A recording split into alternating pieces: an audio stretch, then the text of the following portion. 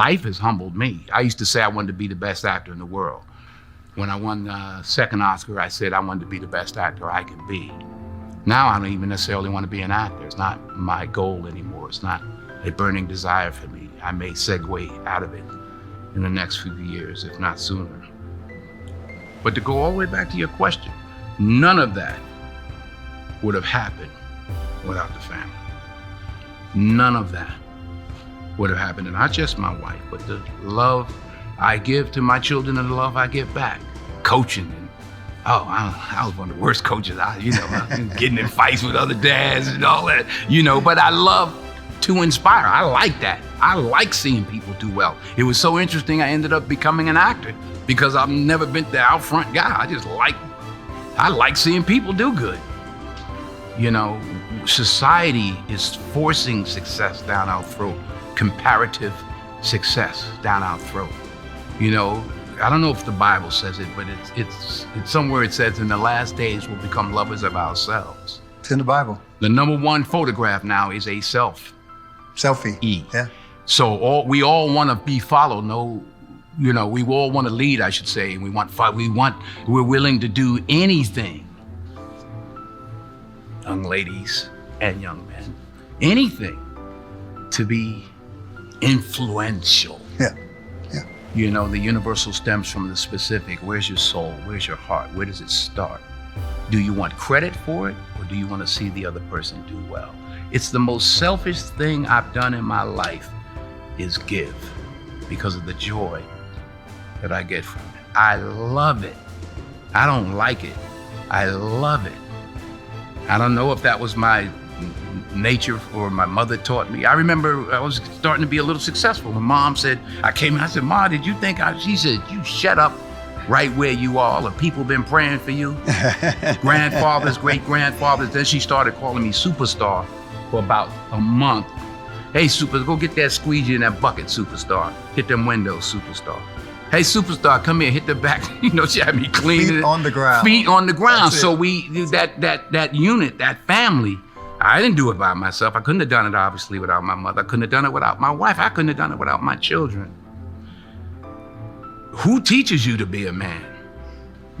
But fame is a monster, and we all have these ladders or battles or roads we have to walk in our given lives.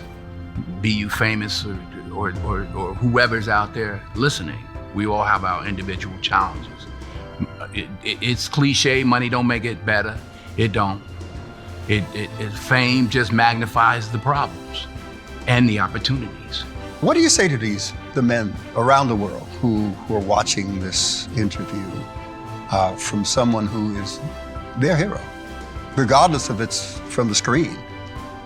Thank you. Stay on your knees. Watch me, but listen to God. Don't listen to me. I hope that the words of my mouth and the meditation of my heart are pleasing in God's sight, but I'm human. I'm just like you. What I have will not keep me on this earth for one more day. I never looked at things as problems. I look at them as opportunities. Maybe that's something I can say.